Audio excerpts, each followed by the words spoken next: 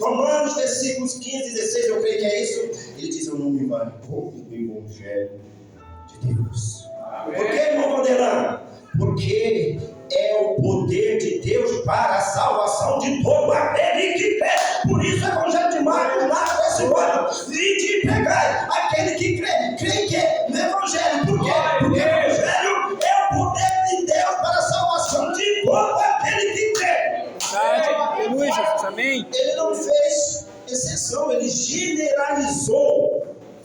Ele não fez exceção para os judeus, para os gregos, para os gentios.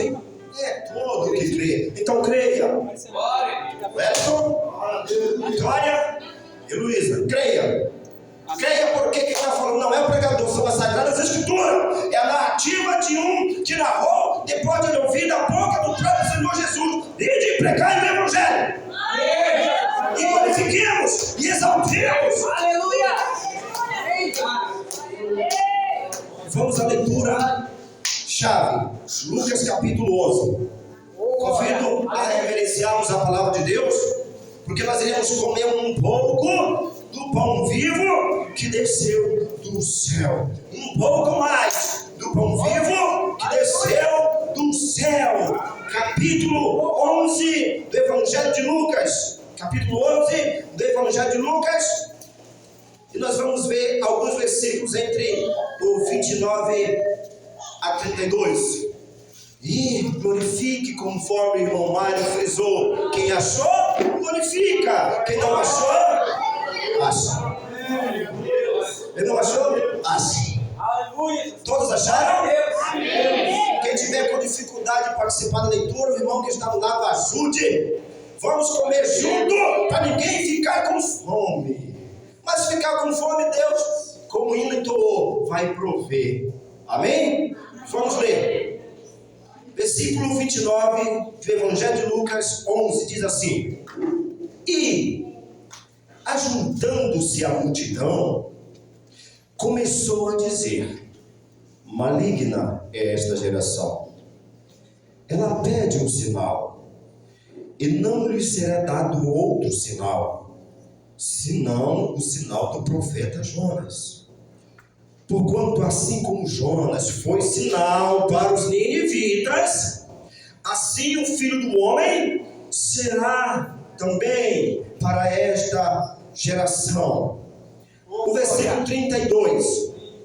Os homens de Nínive se levantarão no dia do juízo com esta geração e a condenarão, pois se converteram com a pregação de Jonas. Leia você mesmo o que está no final do verso aí. E está aqui quem é maior do que Jonas. Está aqui, senta, igreja. Está em nosso meio, está nos nossos dias. Quem é maior do que Jonas? Só se veio para sentar. Bendito seja Deus, igreja. Esta é uma palavra, isso eu vou contar em particular para toda a minha família, tá? Vou contar em particular. Nós até frisamos ela aqui no encontro do mês de junho. Frisamos um pouco disso aqui, um pouco dessa palavra no mês de junho. Foi eu.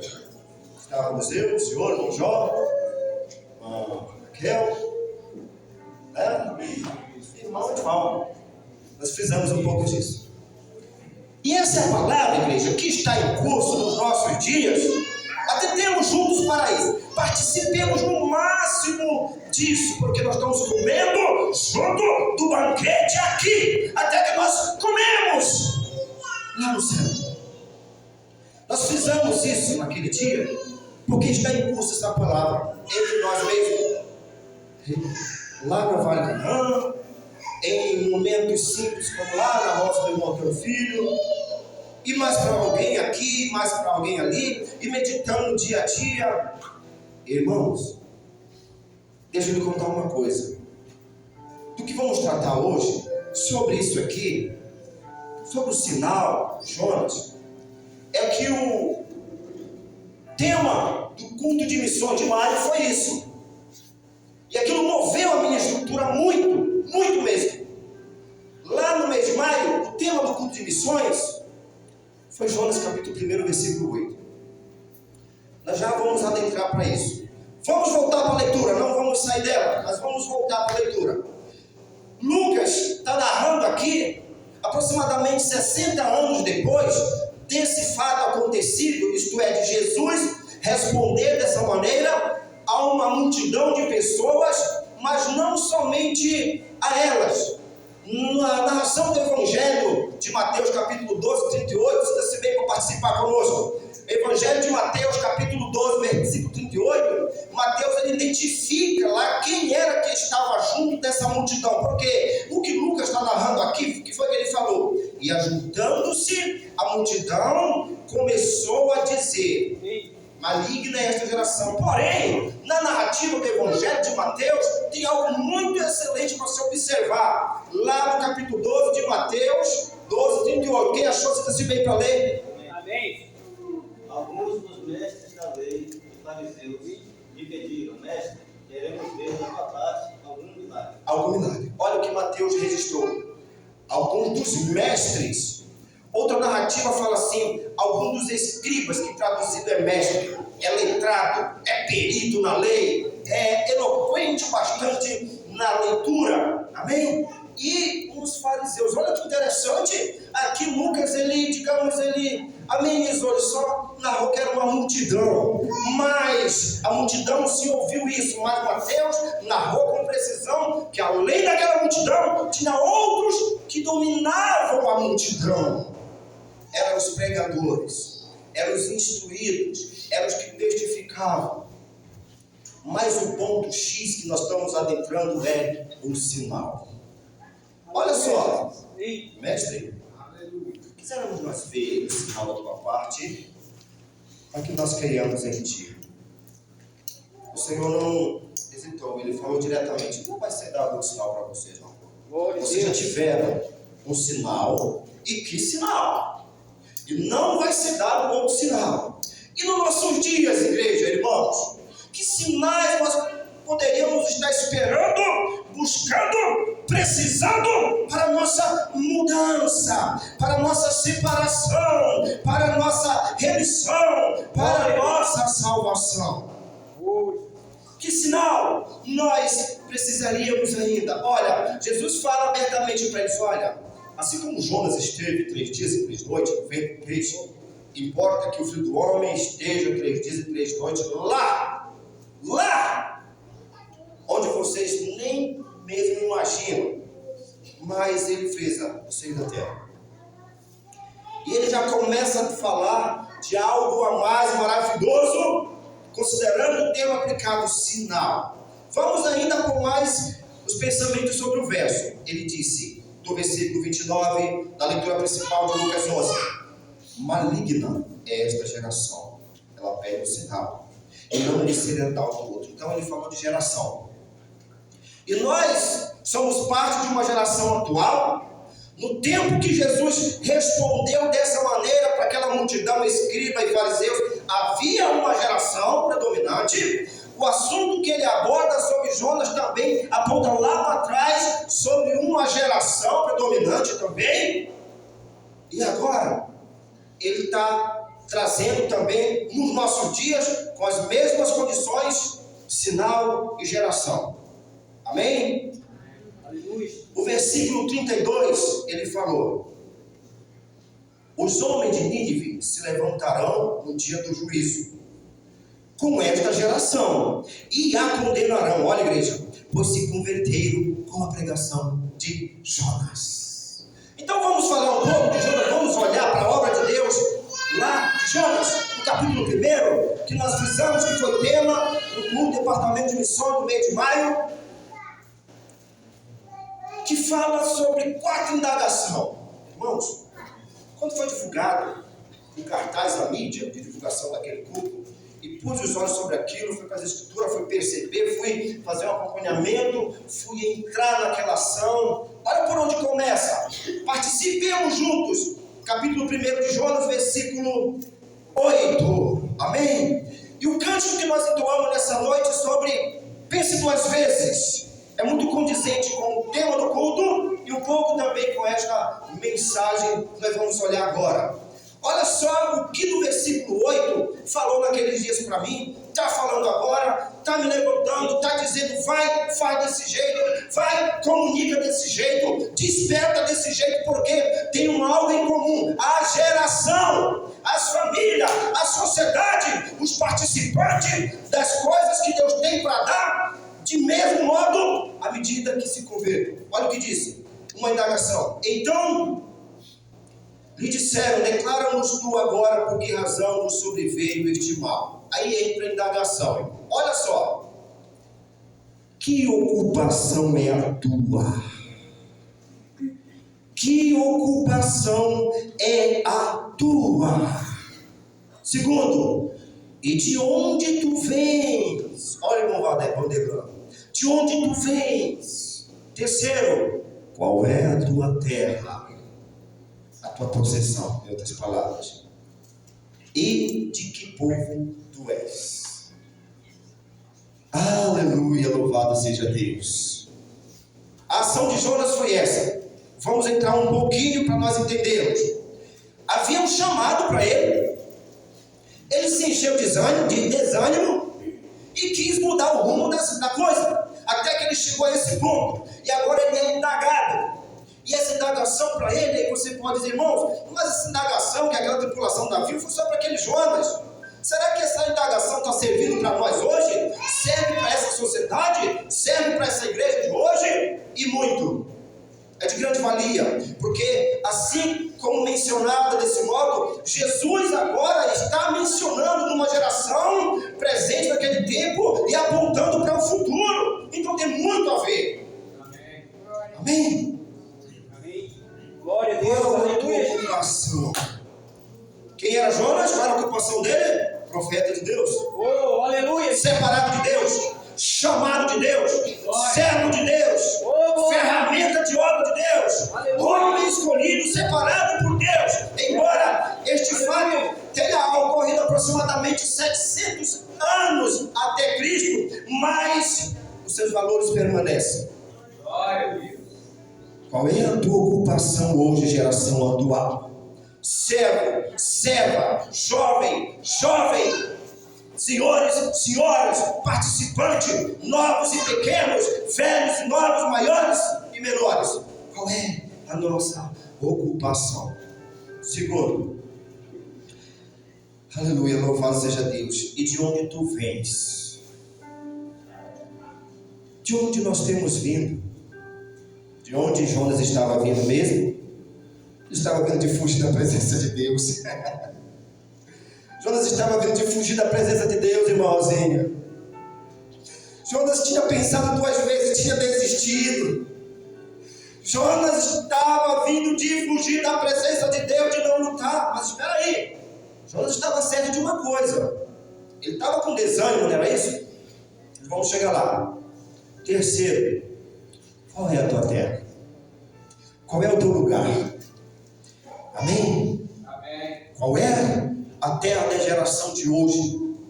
Nós vivemos a vida secular, mas nós temos a esperança numa terra celestial. Amém. Nós temos a esperança de morada, de cidadania, de possessão numa terra que Glória a todos receberem. Deus. E quarto, ele disse: e que povo é essa? Que povo é tu? A que povo tu pertence? E se essa pergunta fosse diretamente para nós, irmão Ronaldo, o que o senhor ia dizer? Irmão Ronaldo, a que povo o senhor pertence? Amém? Mas eu pertenço ao povo do nome de Jesus Cristo. Irmãozinha, a que povo a senhora pertence? Eu pertenço à família do nome de Jesus Cristo, os que na terra com o nome de Jesus. Igreja de Canaã, a que povo tu pertence? Eu pertenço ao povo, à família que vai morar no céu. Se tão somente crer e permanecer conforme a palavra de Marcos, quem crer e permanecer será salvo. E ele respondeu, tudo bem? Ele respondeu. À base dessas 4 indagações ele respondeu. O que foi que ele respondeu mesmo? Ele disse: eu sou hebreu, é o versículo 9, e temo ao Senhor.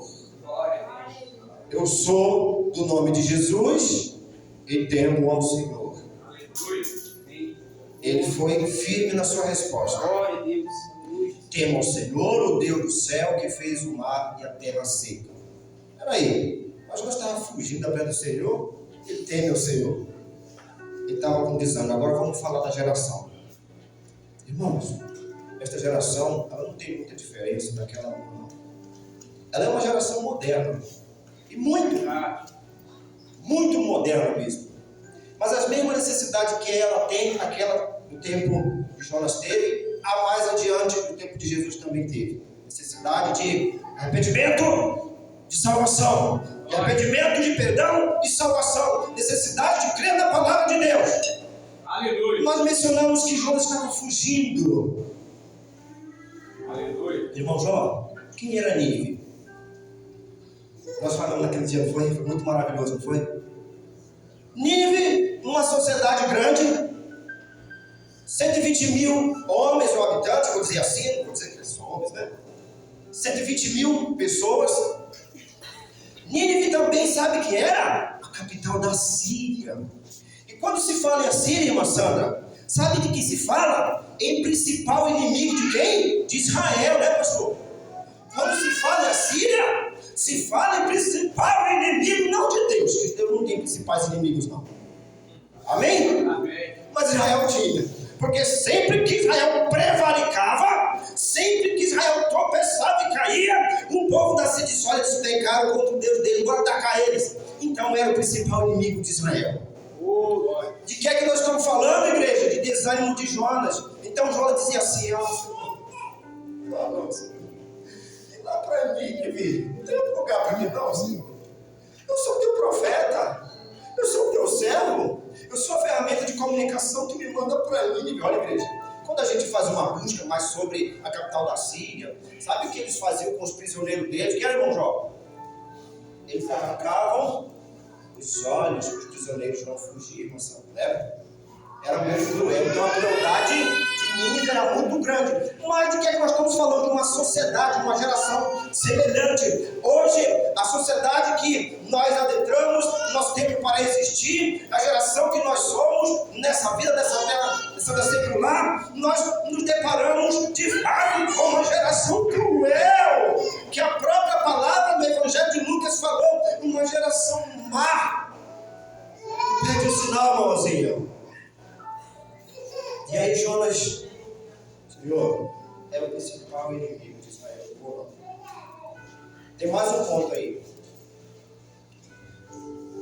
Jonas sabia que Deus, no capítulo 4 deste livro, Jonas, ele fala que Deus é misericordioso. Amém. E que se ele quisesse, ele usaria de misericórdia para com o povo de Nínive. Então agora bora falar mesmo da sociedade de Nínive. 120 mil habitantes. Quem sabe hoje a sociedade de Canaã é quantos mil habitantes? Segundo o último censo, atualização aí, quem sabe? As que estão estudando para o concurso aí, quem arrisca dizer a sociedade de Canaã?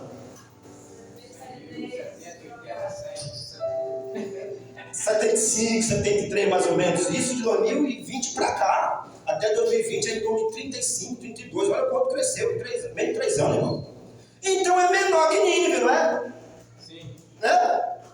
Uma sociedade grande, Nínive era uma capital, que era 3 dias para percorrer. Nínive agora, Jonas tem 3 dias para andar do norte para o sul, do leste para o oeste e pregar arrependimento. Jonas tem 3 dias para andar, para entrar e sair, numa rua e noutra rua, para o grande, para o pequeno, para o novo, para o velho. Por quê? Dentro de 40 dias havia destruição daquela cidade e o rei se preocupou. Aleluia. Prefeito, governador, seja lá quem for, a maioria da sociedade era o responsável. Eu não tenho que 3 dias para andar e comunicar a palavra para o principal inimigo de Israel, irmão, não. E hoje, quem seria o principal inimigo de Deus? Não existe. No nosso termo de falar, o principal inimigo da igreja, aí existe. O pecado, a transgressão, uma série de coisas descritas, como por exemplo nas cartas do apóstolo Paulo, são principais inimigos da igreja, irmão. São principais inimigos do servo que chora. São principais inimigos da serva que quer desistir. Glória a Deus. É principal inimigo do servo que prega. É principal inimigo daqueles que não querem andar na igreja para o reino do céu. É o principal inimigo do jovem que está na influência. É o principal inimigo daqueles que não querem te ver entrar pelas portas do reino do céu. Glória a Deus. Mas Deus é misericordioso. Jonas sabia disso. Aleluia. E aí nós paramos para pensar um pouco. Qual é a minha ocupação, meu Deus? Qual é a minha ocupação nos meus dias? O que eu estou me ocupando tanto? O que é que está me bloqueando? O que é que está me tirando a esperança? O que é que está me fazendo cair? O que é que está sendo meu principal inimigo? Jonas estava desanimado. Mas ele foi. O Senhor na segunda vez disse: vai e prega esta mensagem para ele. Não sei qual foi a mensagem, só sei que era aquela. Em 40 dias vai ter juízo aqui. Irmão, imagine agora o principal inimigo de Israel se converter. Grande obra de Deus. Vamos olhar para a conversão deles? O que foi que o prefeito de lá, o presidente, o rei, disse? Olha, chamou seus principais e disse: vem aqui vocês. Glória a Deus. Saiam pela cidade. Vocês vão fazer um pregão. Vocês vão comunicar. Olha que ajuda que Jonas teve. Olha que ajuda que Jonas teve. O rei chamou: vocês vão e fazem esse pregão aqui, vão comunicar. Todo mundo é para se arrepender. Amém. Todo mundo é para se arrepender. Se você não quer perder a vida de vocês, por quê? Porque o rei reconheceu o profeta de Deus e este mundo não reconhece. Porque lá na palavra que nós vamos concluir, Jesus disse assim: não vai ser dado outro sinal. Ele disse assim: olha, está aqui quem é maior do que Jonas. Amém. O povo de Nínive se arrependeu e essa geração não. Tá. Então saiu o pregão. Saiu a comunicação, irmão Joaquim. E aí o que era o que tinha que fazer? Jejua. Fica sem comer e sem beber. Mas aquele jejum, igreja, não era igual que nós estamos fazendo, né, irmão? Não. Das 9 às 13 horas. Dói a barriga, dói a cabeça. Chega em casa e tomar comprimido, passar gelzinho aqui. Dói minha cabeça, mas a oferta é voluntária para Deus. O jejum não era 4 horas de tempo. Era de um pôr do sol até o outro. E eles não eram israelitas. Eles não tinham diretamente essa prática de sacrifício. Eles eram inimigos de Israel. Mas tinha que fazer um sacrifício para salvar a vida deles. Eles não queriam perecer. Eles não queriam passar por aquele juízo, porque eles sabiam que tinha acontecido mais Sodoma e Gomorra. Eles sabiam o quão grande maravilha Deus tinha feito pelo seu povo diante dos seus profetas que passavam. Então eles: não, o negócio vai pegar para nós. Aleluia. Vamos jejuar. Homem e mulher, novo e velho, grande e pequeno. Foi só isso, irmão? Não. Jejuaram? Teve mais? Os animais também não era para comer. Não leva o jumento para comer nem beber. Até os animais tiveram que sacrificar, igreja. Olha, o negócio estava sério. Não é para comer nem beber. Nem você e nem os animais. E você tem que se vestir de saco. Esse é o correto, né? Aí tem um porém. Depois de tudo isso, irmão Vanderlan, que ele ordenou isso, que o pregão estava preparado, tem uma palavra que diz assim: quem sabe Deus se arrepende e tem misericórdia de nós e muda o curso do seu juízo contra nós. Vamos fazer isso. E toda a sociedade de Nínive fez isso. Foi só ela? Não. O próprio rei fez isso. Ele se converteu. Aleluia. Louvado seja Deus. Glória a Deus. Uma grande necessidade. Uma geração de hoje, atual, diante da pregação, diante do versículo que disse: ide e pregai a toda criatura. Amém? Amém. E agora, Jonas depois se dá conta, orando a Deus, disse: Senhor, não sabia eu que tu és misericordioso, de quem tu quiser tu te arrependes. Mas era importante Jonas fazer aquilo, porque era a ferramenta de Deus. Glória a Deus. Aleluia. E nós somos a ferramenta do Senhor hoje no modelo. Obrigado. A Maria das Neves, somos a ferramenta de Deus. Somos primícias, somos cumprimento, somos vaso. Por falar em vaso, Como é que estão os vasos aí para a viagem? Os meus estão preparados já. Glória a Deus. Amém? Amém. Como é que estão os vasos para a viagem? Igual aquela viúva, secos. Bora lá encher então. São os vasos. Não importa que esteja cheio. Então a geração de Nínive se arrependeu. Vamos voltar para a leitura principal de Lucas. Mais uma vez vamos olhar para os mesmos versículos, Lucas 11 e o versículo 29, o 30 e o 32. Está na leitura, participe. E ajuntando-se a multidão, começou a dizer: maligna esta geração, ela pede um sinal e não será dado outro sinal, senão do profeta Jonas. Não será dado outro sinal. Porque este que agora está por sinal é maior do que Jonas. E o sinal que ele manifestou pela glória de Deus não se dizia apenas para aquela geração de Israel, de Roma, das cidades da Judéia, de Samaria e todos os mais lugares por onde o apóstolo Paulo levou a palavra, mas um sinal para o mundo inteiro. Aleluia. Porquanto assim como Jonas foi sinal para os ninivitas, assim o Filho do Homem será sinal para esta geração. Lembre-se, geração de Nínive, capital da Síria, homens cruéis, que arrancavam os olhos dos seus prisioneiros para não escapar. Homens que agora, para a conclusão do desânimo de Jonas, ele pensava assim: não, esse povo é indigno de arrependimento, o Senhor manda fogo sobre eles. Esse povo não merece perdão, é o principal inimigo do teu povo, Senhor, destrói eles. Tanto eles quanto nós necessitamos de salvação.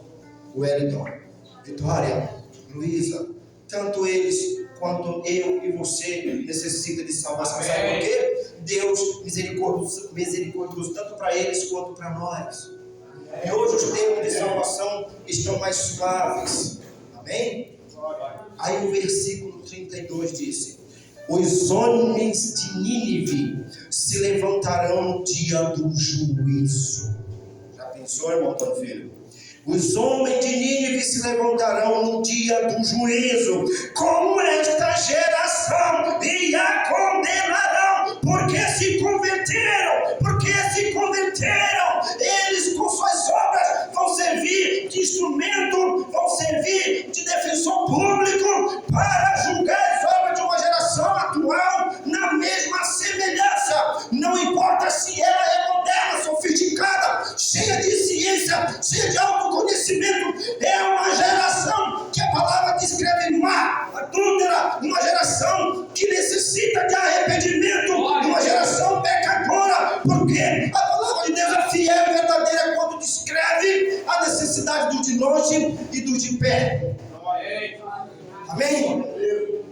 Os homens de Nínive vão se levantar, vão ressurgir, vão ressuscitar, e eles vão estar postos aqui com suas vestes limpas, com suas vestes lavadas. O que são vestes, Sandra? São obras. O que são vestes, igreja, são obras. Eles vão se levantar com a sua roupa limpa, porque se arrependeram com a pregação do juízo de Deus através do homem Jonas. Então, como nós falamos, ide e precai, ide e comunicai o arrependimento. É certo que está escasso, nós pregamos aqui por meia hora de tempo, uma hora de tempo, e lá fora, quanto tempo nós temos? Aí entra aquela indagação novamente: qual é a tua ocupação? Qual é a tua ocupação? Amém? Aleluia. Está falando para mim, igreja, diretamente isso, nos meus dias para continuar. Está falando para mim. Os valores é para mim. E no mais para todos nós. A que povo tu pertence mesmo? Mas, Silmara, a que povo você pertence? Em nome de Jesus, né? Esteja sobre ele. De noite de conselho, de restituição, de renovo, de conversão, de perdão, de aliança, de pacto. É noite de arrependimento como para aquela geração. Amém? Não não se intimide os que nos visitam, mas tem coração de sentimento de amor para com Deus visitante. A palavra não é do homem, é de Deus para você, porque ela está te chamando, porque haverá um dia que esta geração ela vai se levantar com aquela outra, e a palavra acabou de descrever que vai ser julgada e condenada.